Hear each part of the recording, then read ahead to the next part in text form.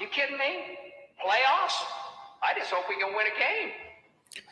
Currently, the Blue Jays playoff odds are 22.5%, but the chances are fading quickly when you look at it from the On Fek Circle, presented by JFtC and the black sheep of the family of programming brought to you on the Jays from the Couch YouTube channel. We stream it to you live every Tuesday, 6 p.m. Eastern Time on the YouTube channel. But the honor student, the future of the Jays from the Couch family of programs on the YouTube channel, streams it to you Thursday, 6 p.m. Eastern Time, hosted by my friend and colleague Karen Suter. Show is called Sunny Side of the Dome.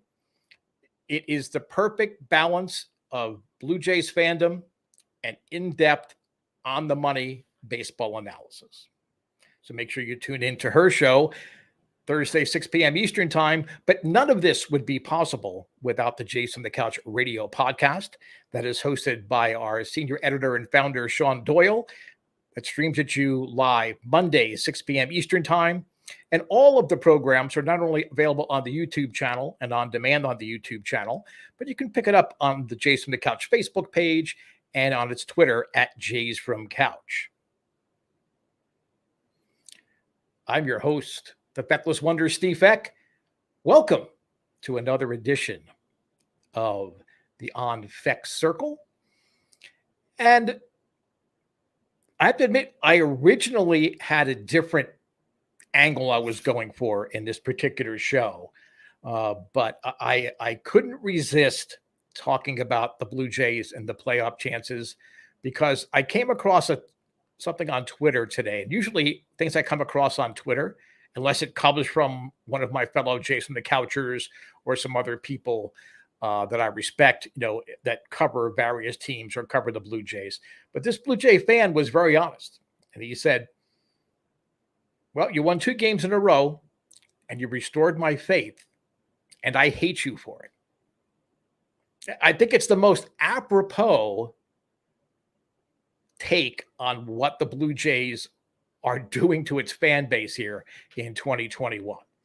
So the Blue Jays, again, they're in contention for a wild card spot. I think we all agree that the division is out of reach. The Rays are just a better team, and after some early struggles and inconsistencies, they are on a roll.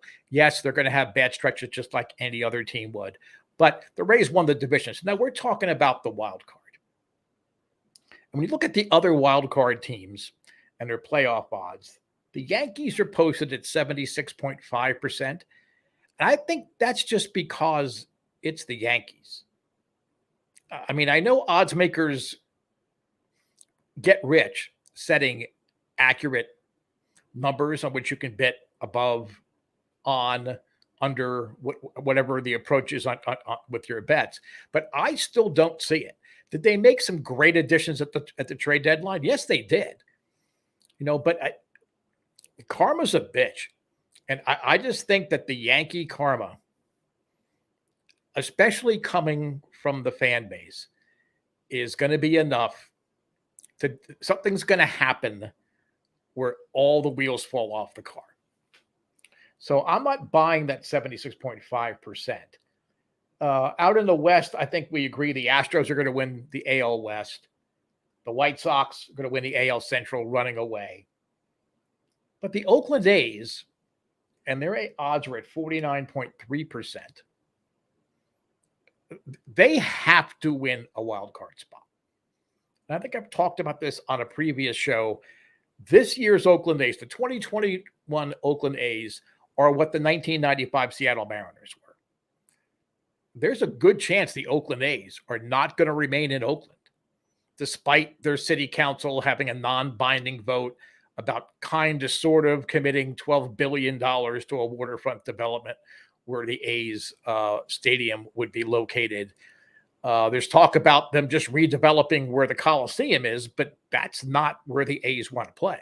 And Rob Manfred, MLB's commissioner, as late as this past Sunday night on the Little League Classic broadcast on ESPN, said, hey, the A's plan has to get approved, and we have to know for sure, or we're going to start looking at other places to move the A's, whether it's Las Vegas, another city, because Las Vegas's baseball stadium isn't ready.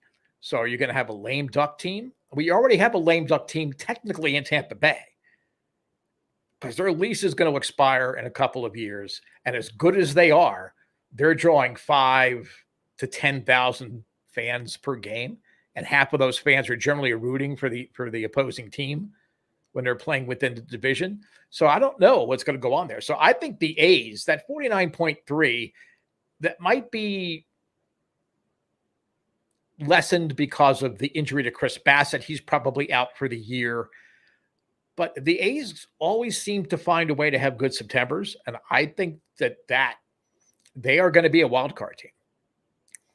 So you're saying, okay, Feckless Wonder, you're saying the Yankees aren't going to make it, and the A's are. Who's the other wild card team? It's the Boston Red Sox. And I say that because they did, and they took advantage of the situation that the Blue Jays did not. Early in the year, I mean, the Red Sox got up to a great start. Don't get me wrong, they got up to a really solid start. But the American League as a whole, even the Astros struggled a little bit, but the American League as a whole was not quite up to speed. They weren't up in high gear. They were still idling down in first and second gear, sort of kind of getting their traction.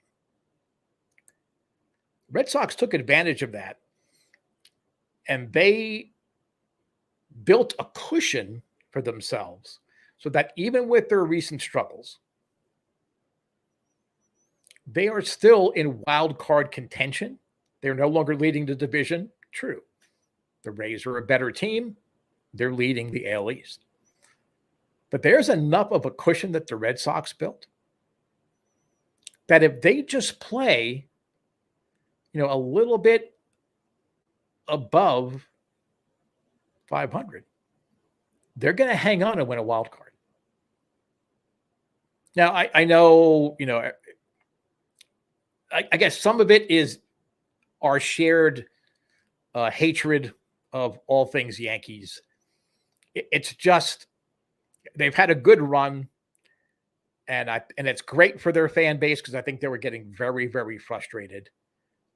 But they, like the Blue Jays, are too offensively centric and dependent on their offense. And where has that gotten the Yankees in the last 10, 15 years? And referring back to the Red Sox, traditionally, except for like 86, and then when they finally made it to the World Series and won the World Series in 2004,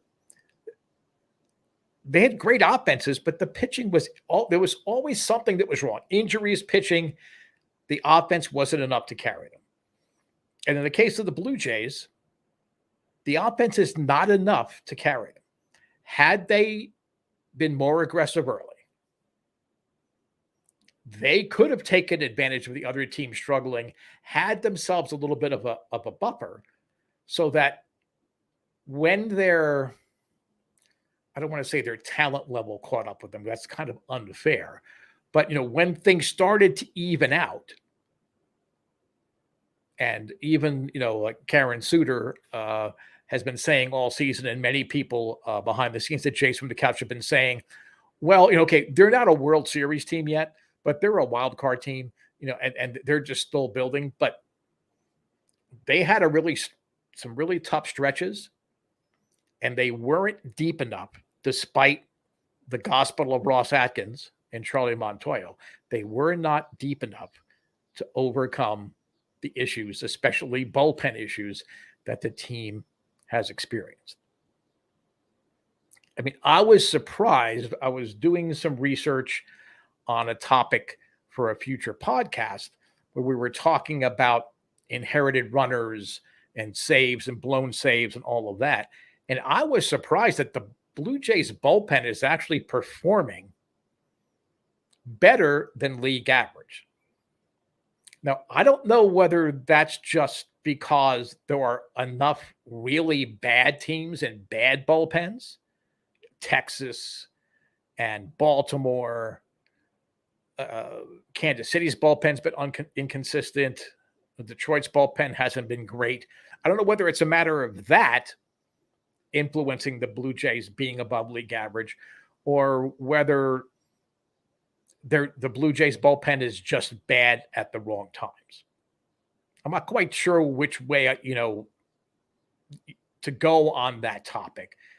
But if the Blue Jays had struck early, and I know there's been the argument, well, Barrios might not have been available in May or June, or, not every team was going to do it. The Tampa Bay Rays and the Milwaukee Brewers, teams both at the top of their divisions, they were already playoff favorites, made an aggressive early trade. Milwaukee getting Willy Adames, Tampa Bay getting two very solid bullpen pieces, Fire Reason, and I always forget the other guy's name, but he is a future piece that allowed Tampa Bay to then make other moves, as they always do, to bring in other talent like Nelson Cruz and move what out of their actual real pitching depth to make themselves better. That happened in May. You can be aggressive and force trades if you're willing to take the backlash and if you're willing to, quote unquote, overpay. If your team makes the playoffs and the players you acquire are a key reason why you make the playoffs, you didn't overpay.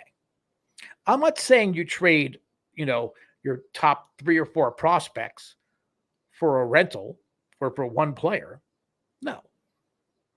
But the Blue Jays have a deep farm system.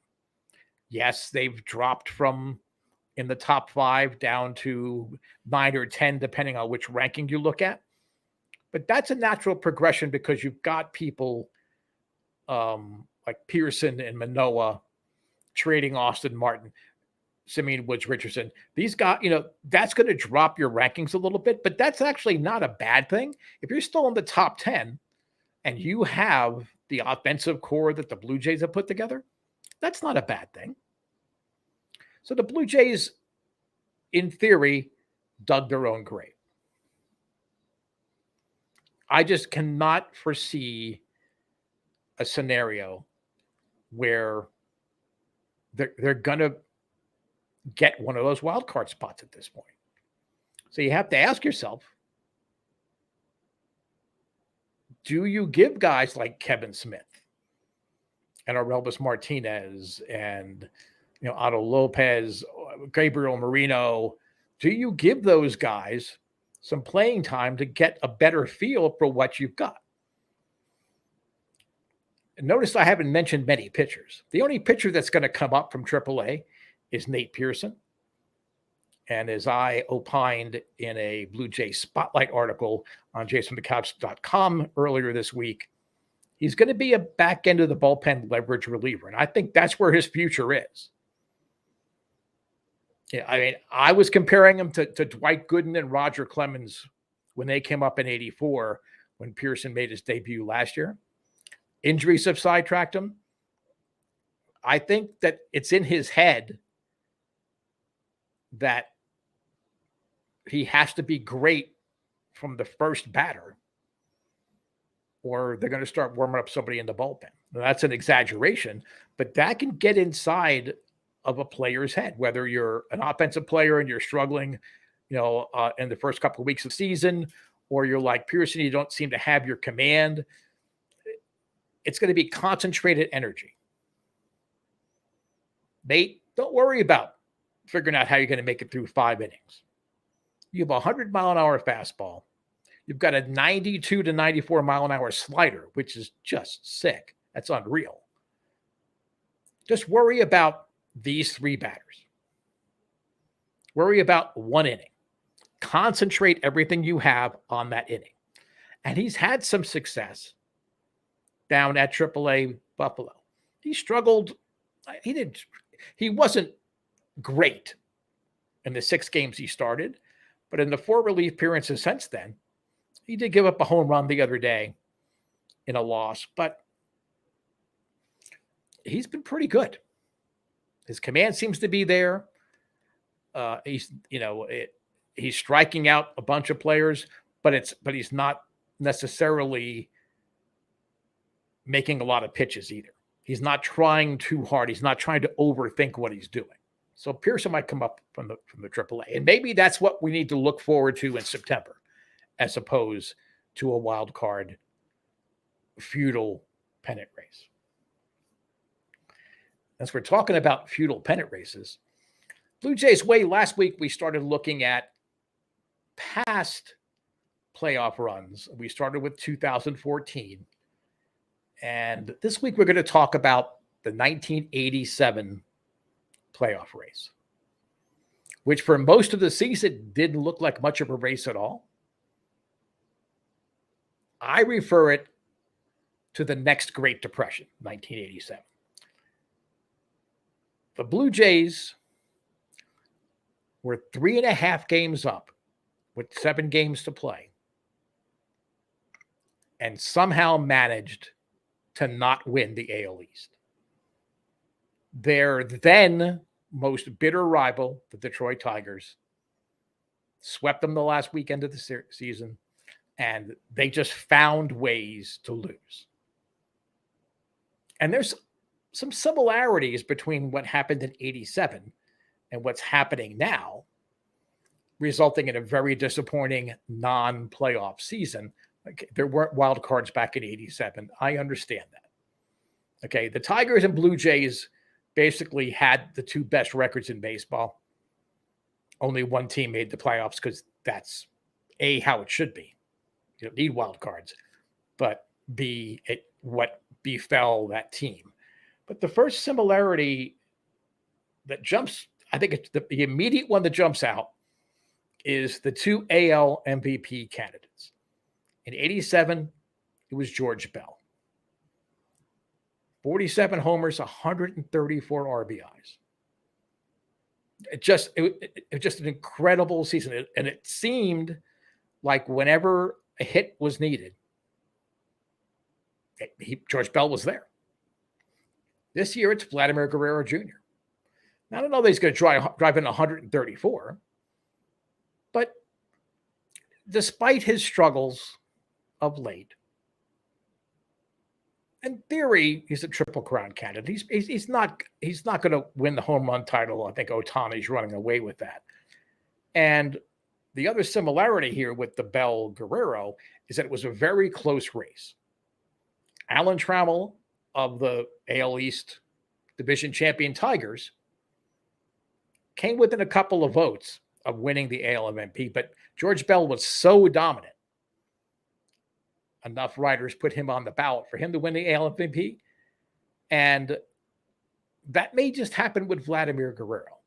I still think that the historic nature of the Shohei Ohtani season is going to just cloud everybody's vision, and they're going to focus on that. But nobody's ever done this before, as opposed to really who the most valuable player on their team was. Ohtani has been great as a pitcher and as a hitter and as an outfielder.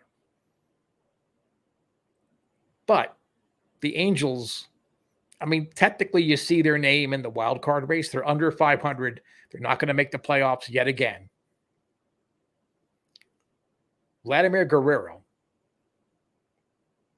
kept the Blue Jays relevant through all of those dark days of bullpen Armageddon. So it'll be interesting to see how the MVP race works itself out.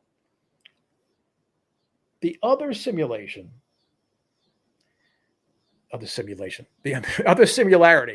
thinking about my fantasy baseball simulation league I'm in. I'm sorry. I'm in a playoff race with the Blue Jays, by the way, 98 Blue Jays, not the current Blue Jays. Both 87 and 2021 saw pitching aces acquired in and around the deadline. Of course, we know Jose Barrios. It's a big acquisition for the Blue Jays, and I still think that he's going to be a big difference maker next year when they may be better positioned to make a serious playoff run. But in '87, they got Mike Flanagan from the Orioles. So not only did they stick it to a division rival, they got a staff ace, and Flanagan was unbelievable that last month for the Blue Jays. To give you an idea of how destined the Blue Jays seemed to be for failure, Flanagan, on the Saturday of the dreaded Tiger sweep, the last 3 games of this season, he pitched 11 innings. Kept him in the game. He was dueling Jack Morris. Pitched 11 innings. It was 2-2. Bullpen coughed it up. And they lost. And from that point on, I mean, I watched the game on Sunday, but I knew I was, I'm not sure why I watched it. I guess it's that old saying, you're watching a car wreck and you just say, well, I don't want to look. That's another similarity between the two teams. But injuries to key players going down the stretch was also a problem for both teams. Now, it's been a problem for the Blue Jays of 2021 all year. But Springer is out. Biggio is out. There's still a variety of pitchers that it'd be nice to have them back. But really, those are 2 big cogs in your machine that you'd like to have around. And I'm not sure we're going to see either of them. I know Biggio is on a rehab assignment. He hurt his arm diving for a ground ball. That's just how the season's going. But for the '87 Blue Jays, Tony Fernandez was out for the year. And Ernie Witt, an unsung hero of those mid to late '80 Blue Jays teams, was out the final week where they really could have used him. So that was a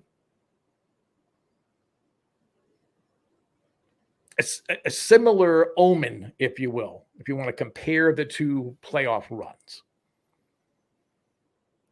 And I know it seems like I'm always like, Debbie Downer, and I'm some kind of secret Red Sox or Rays or Yankee fan down deep, and that I just do this because I like to torture Blue Jay fans. That's not the case. It's just cold, hard facts here. The other interesting comparison I'll make between the 2 teams is that both managers came under scrutiny for their in-game decisions and for how they handled their bullpens and pitching changes. Now, in the case of Charlie Montoya, I've been saying since I joined Jays from the Couch 16 months ago that Charlie Montoya is not the guy that's going to get them to the promised land, to a championship. He's a nice placeholder, but, he's part of the team. He's bought into the plan and is basically the front man for explaining what plans the front office has for this team. And you can't blame him for his bullpen usage because basically, Charlie Montoya had almost no choice in many cases. He brought guys in. He kept pitching Rafael Dolis because he had to hope by accident he would have a good appearance. The '87 Blue Jays had Jimmy Williams, and I will contend that he was the worst manager in Blue Jays history. So that's kind of tough talk, I guess. But he was a horrible in-game manager. Ask Red Sox fans about Jimmy Williams. So it's interesting now that all of the voices are getting louder calling for the dismissal of Charlie Montoya. He's not the guy that's going to get him there. Oh, I can't believe he did this. I can't believe he kept bringing in Rafael Dolis. So, but Blue Jay fans, explain to me, I can't believe I'm actually defending Charlie Montoya, but explain to me what you expected him to do. Who did he have? The bullpen did this team in. Injuries didn't help. So a little comparison between the 87 Blue Jays, who on paper, and as far as watching games, and and I went to a bunch of games live. Whenever they played New York, I was there. I saw them up in Boston. I saw them in Cleveland. They were one of my favorite teams, and it truly broke my heart when they fell down. So if you're experiencing a little bit of that, like the Twitter person I referred to earlier, you won 2 in a row, you restored my faith, and I hate you for it, I can understand. Now, there's one other Blue Jays way thing that I want to talk about. And before I do, this is not a political statement. Talking about baseball has nothing to do with politics.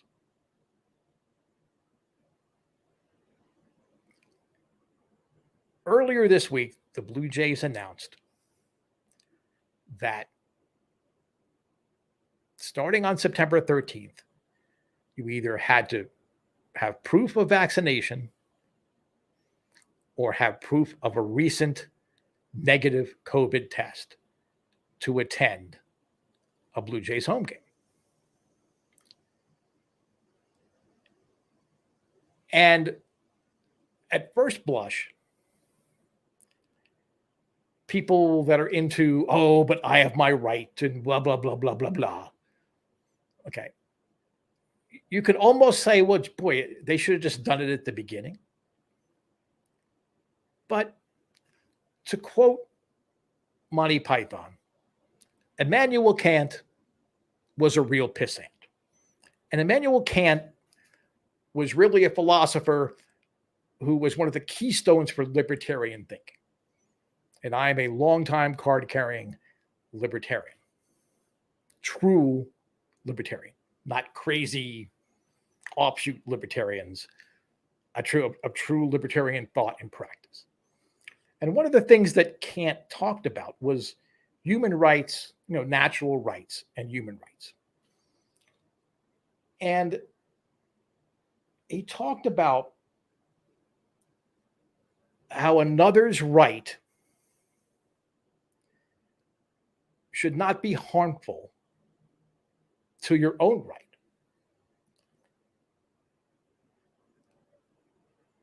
So you can't say, oh, this is a personal choice issue. I don't want to be vaccinated, whatever. Rogers Center is a privately owned and operated facility. It's not a public facility. So we're not talking about walking the streets of Toronto or Ontario or anywhere in Canada. That's not what we're talking about. We're talking about Rogers having the right to make a decision to have people coming into its facility and to protect its own legal rights and really protect the right for the Blue Jays, should they make the playoffs, to be able to still play in Canada, for people to show proof of vaccination and or a negative test. It's really not that difficult. They have that right. They bought the Sky Dome back in 2005, and that's why it's called Rogers Center now. They have that right. So and really part of Blue Jays way, I think Blue Jay fans as a whole have it right, and they're right thinking, and they really do what's best for not only the team, but the fan base and the future. So all of you out there that are outraged, think about the people that didn't buy tickets because some of you were not going to be as responsible. So on that happy note, like trying to make concrete float, I'm the Feckless Wonder.